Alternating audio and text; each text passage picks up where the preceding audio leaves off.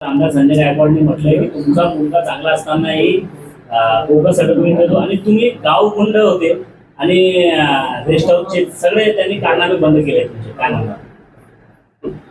हा 20 वर्षापासून आमच्या मागे लागेली आमची दादागिरी स्वतः का हा दुसऱ्या तांदळाचा आहे का? दादागिरी आमच्या पहिले यानं दादागिरी केलेली आहे, लुटारूपणा यानं केलेले आहे. नंबर 2 चे धंदे याचे आमचे एकही नंबर 2 चे धंदे नाही. सारे बर्लीचे दुकानं बुलढाणा शहरातले पत्ते क्लब हे जे इथली पुठ्ठा हे कोणाचं तुम्हाला सगळ्यांना काही सांगायची नवीन गरज नाहीये. माझं तर 1 नंबर 2 चा धंदा, मी 3दा शिवसेना शहर प्रमुख राहिलो. 1 नंबर 2 चा धंदा, 3दा शहर प्रमुख, जिल्हा परिषद सदस्य राहिलो, ठेकेदारी नाही. 3दा नगरसेवक राहिलो, ठेकेदारी नाही. कोणाला 5 पैशाचा त्रास नाही. यायनं नेहमी त्रास दिला पैशासाठी लोकायले. आणि इतकं जाऊ द्या कशाले, कोलवड सारखा इतका मोठा गाव आपला, तुम्ही भंडाऱ्यासाठी 20-20 पोते गहू इथं मागवतात आणि 15 पोते घरात देतात, 5 पोते फक्त भंडाऱ्यासाठी देतात. आणि आम्हाला कशाला नाव ठेवतो तुम्ही? आम्हाला कशाला गुंडे म्हणता? गुंडे तुम्ही स्वतः आहे. तुम्ही 1 नंबरचे गुंडे ना. आणि गुंडागिरी आम्ही 100% केलेली आहे. गुंडागर्दी इतक्यासाठी केली बुलढाणा शहरात आम्ही की रक्त गोरगरीब जनतेला रक्त द्यायला गुंडागर्दी केली, पोलीस स्टेशन मध्ये जमानत घ्यायला गुंडागर्दी केली, बुलढाणा शहरात भांडण सोडवायला गुंडागर्दी केली, चांगल्या कामासाठी गुंडागर्दी केली. यानं काय केलं? नगरपालिकेचं गेट बंद केलं, स्वतः गेट बंद करायला लावलं त्यांच्या कर्मचाऱ्यांच्या हातानं. आणि या लोकांनी माझ्यापर्यंत येऊ द्या, ते लोक त्याच्यापर्यंत गेले. अरे स्वतःच बंद करायला लावतात आणि स्वतः बोलतात अरे पुन्हा बंद करायला लावलं. ते म्हणजे शेतकऱ्याला सुद्धा अशा पद्धतीचे त्रास त्यांनी दिलेले. हे स्वतः काही बोलतात, कधी बोबडी उलटली, हात दुखल्यामुळे बोबडी उलटली. अब तुम्ही इतके मोठे लीडर 2-2दा निवडून येता. तुम्ही 10 वर्ष नगरपालिका चालवता आणि तुमची बोबडी कशी का उलटते? विजयनाथ शिंदे साहेबांची बोबडी का उलटत नाही? महाले साहेबांची का उलटत नाही? इतके आमदार आहे बुलढाणा शहरातले 7 जिल्ह्यातले 7, यांची बोबडी का उलटत नाही? नकली वाघाचं प्लॅस्टिकचं आहे, वाघ प्लॅस्टिकचं आहे, कशी का बोबडी उलटते तुमची नेहमी? दादागिरी नक्की केली आम्ही, पण चांगल्या कामासाठी दादागिरी करायला, काही चुकीच्या कामासाठी नाही. आज तुम्ही एक विषय पत्रकार महोदय विनंती करून, साहेब माझी सून मारली, आता आकाश नावाचा मुलगा आहे, 5व्या महिन्याच्या 8 तारखेला त्याचं लग्न आहे, म्हणजे गंधर्व म्हणतो आपण, डबल लग्न करावं लागतं. ती पोरगी यांच्या भरोश्यावरती, त्या आकाश तर 3दा मुंबईले डायलिसिस वरती होते, हात इतकं मोठं सुजल होतं, 3दा नेली. 3दा यानं बोलवलं, माझा माणूस तुम्हाला तिथं कामी येईल, तिथं मदत करा. कोणता माणूस आला नाही. त्या आकाशच्या रात्री म्हणजे मुंबईला 3दा जावं लागलं, 3दा वापस यावं लागलं. आखरी ती पोरगी वारली इथं म्हणाले, माझी सून वारली. इतका द्वेष ठेवतो तो माणूस आमच्या समाजाची, आमच्याची. बेंडवाल परिवार म्हटलं, आमचा समाज म्हटलं, लय द्वेष ठेवतो. आखरी ती पोरगी वारली. मी विजयनाथ शिंदे साहेबांना त्या नेत्यासमोर बोललो, कुठं? स्मशानभूमीत. म्हटलं याने 3-4दा मुंबईत बोलवलं, 3-4दा एकदा मदत केली असती तर ही पोरगी वाचली असते. म्हणजे आमच्याबद्दल लोकांच्या देखत बोलतो काही, लगे मनातलं जे काळ आहे ते आमच्याबद्दल 100% काळ आहे. आणि रेस्ट हाऊसचं काय? रेस्ट हाऊस मध्ये काय हे चालतं काय? पूजा चालते काय रेस्ट हाऊस मध्ये? तुम्ही काय करता रेस्ट हाऊस मध्ये? काय करता तुम्ही रेस्ट हाऊस मध्ये? तुम्ही पूजा करता का रेस्ट हाऊस मध्ये? काय होतं रेस्ट हाऊस मध्ये? नाही, काहीच नाही. पण आता तुम्ही पूर्ण त्या भाईची बिल्डिंग पूर्ण ताब्यात घेतलेली, पूर्ण तो हे आपला कोणता रिसॉर्ट रेसिडेन्सी तुमच्या ताब्यात आहे पूर्ण. काय चालतं तिथं? कशाला थांबता तुम्ही रात्रभर तिथं? ही वेळ आजपर्यंत आम्ही बोललो नव्हतो. आज तुम्ही विनाकारण आमच्या शेपटीवरती पाहिजे, आजपर्यंत आम्ही बोललो नव्हतो. आणि आम्ही कार्यकर्ते रस्त्यावरचे, या धर्तीवरती एक बादशाह होऊन गेला, ज्यानं पूर्ण अर्ध जग जिंकलं होतं. मारता मारता त्यांनी स्वतः सांगितलं की अरे मेरा हात बोले कबर के बाहर रख दो, बोले दुनिया को दिखा दो कि खाली हाथ आया है, खाली हाथ जाएगा. और थोडी शीत कमीत कमी तुम्ही तरी 7वी शिकेले, मी 3री शिकेले. खिशात 1 रुपया नसला तरी खुश. कार्यकर्ते सोबत ठेवणे, काहीतरी बोलणं, काहीतरी करणं. पण जब भी एक आमच्या समाजाशी मुन्ना बेटवाची एक वेगळी वैयक्तिक जळपण, द्वेष आणि खूप मोठा राग आमच्यावरचा. काय ते अतिष्ठ कोण आणणार आहे सर्टिफिकेट खोटं? सिव्हिल सर्जन साहेबांचं सर्टिफिकेट कोण आणलं खोटं?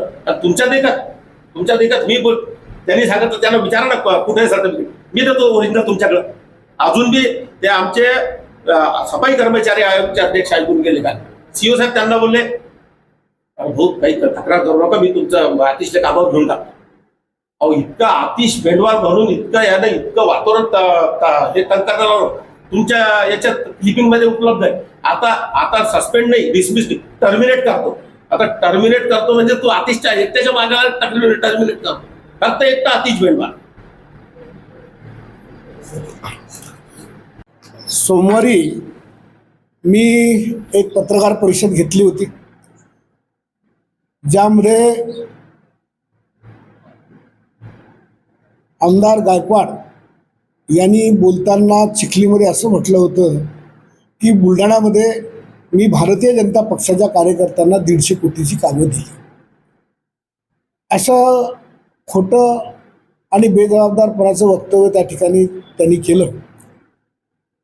म्हणून त्यावर मी भारतीय जनता पक्षाचा जिल्हाध्यक्ष या नात्याने पत्रकार परिषद घेऊन त्याला जाहीर आव्हान दिलं होतं की बुलढाण्यामध्ये कोणत्या भारतीय जनता पक्षाच्या कार्यकर्त्याला कोणत्या गावामध्ये कोणत्या कामावर किती निधी दिला याची यादी जाहीर करावी.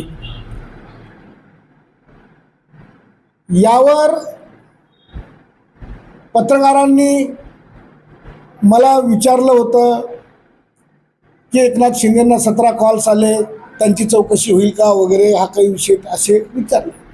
मी सांगितलं होतं की SITला ज्याची ज्याची चौकशी करावी वाटत असेल, SIT त्या प्रत्येकाची चौकशी करेल.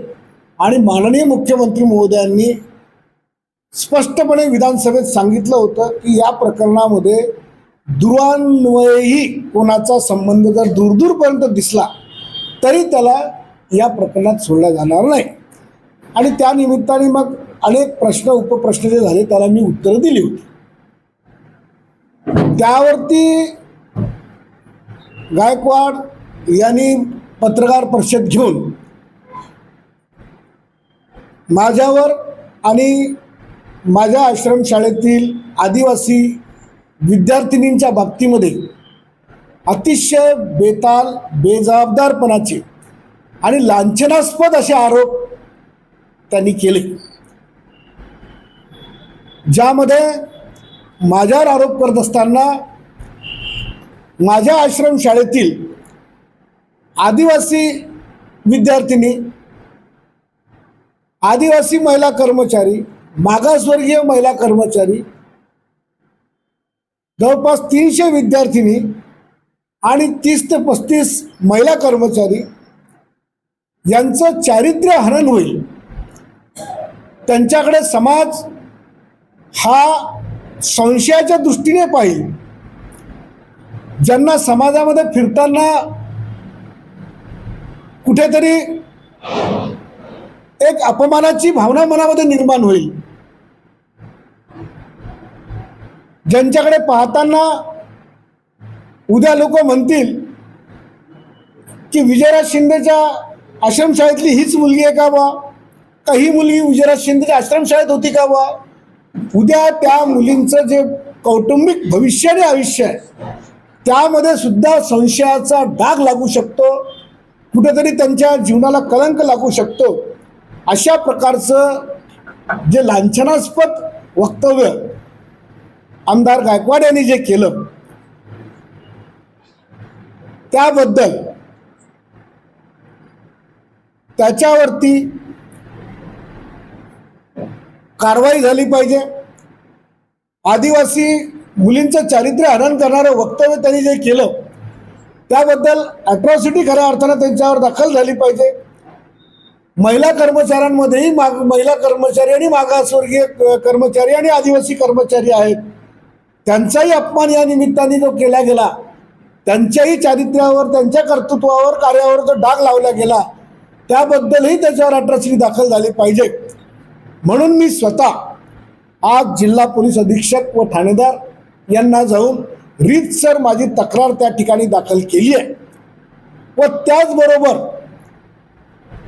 त्यांनी येत्या 15 दिवसामध्ये खऱ्या अर्थानं या बेताल बेजबाबदार आणि लांछनास्पद वक्तव्याची माफी मागितली पाहिजे. आदिवासी विद्यार्थिनींचा जो चारित्र्य हरणाचा प्रकार त्याच्या तोंडातून जो झाला, त्याच्या वक्तव्यातून झाला, त्याबद्दल आदिवासी विद्यार्थिनींची सुद्धा आणि मागासवर्गीय महिलांची सुद्धा तरी माफी मागितली पाहिजे. माझ्यावर सुद्धा जे बेजबाबदारपणाचे आरोप केले त्याची सुद्धा माफी मागितली पाहिजे. अन्यथा मी गायकवाडवर 100 कोटीचा अब्रू नुकसानीचा दावा दाखल करणार आहे, हे आजच्या पत्रकार परिषदेमध्ये मी आपल्या सर्वांना सांगू इच्छितो. विषय त्या दिवशी झाला, मी सांगितलं की 35 कोटीचं कमिशन जर सोडलं असतं तर बुलढाण्यामध्ये एकच डिफेंडर नाही 35 डिफेंडर आल्या असत्या. 35 कोटीचं कमिशन हे कोणाला सोडलं आणि कोणत्या कोणत्या कामाचं सोडलं आणि कोणत्या कार्यकर्त्याला सोडलं त्याची सुद्धा यादी त्यांनी खऱ्या अर्थानं जाहीर केली पाहिजे. आणि मला असं वाटतं की जवळच्या नातेवाईकांना ते कमिशन सोडण्याचं दुःख त्याला आहे, ते वसूल करता येत नाही, मागता येत नाही. आणि म्हणून ती खंत कुठंतरी कार्यकर्त्यांच्या नावानं बोलून दाखवून व्यक्त करायची, हीच भावना 35 कोटीच्या कमिशनमधून दिसते. आणि ते 35 कोटीचं कमिशनही जावाई इवाई भाचे पुतणे जे काही इतर जवळचे लोक आहेत त्यांच्या नावावरच्या ठेकेदारातलं असेल, ठेकेदारीतलं असेल असं माझं या ठिकाणी मत आहे. आणि संजय गायकवाड नावाचं व्यक्तिमत्व किती धुतल्या तांदळाचं आहे हे बुलढाणा जिल्ह्यातल्या प्रत्येक व्यक्तीला या ठिकाणी माहीत आहे. मी 15 वर्ष आमदार राहिलो, पण अजूनही माझ्या कार्यालयात बेडरूम नाही आहे. पण आमदार गायकवाडच्या कार्यालयामध्ये मात्र पहिल्या दिवशीपासून बेडरूम आहे, फार्म हाऊस आहे. आणि कार्यालय सुद्धा नगरपालिकेच्या पैशातून उभं केलं गेलेलं आहे. जो जनता टॅक्स भरते नगरपालिकेमध्ये त्यातून तो पैसा, तिथलं फ्रीज, तिथल्या टेबल खुर्च्या, तिथलं बेडरूम, तिथलं संडास बाथरूम, तिथे ज्या काही सोयीसुविधा त्या नगरपालिकेने जनतेच्या पैशातून त्यांना पुरवल्या.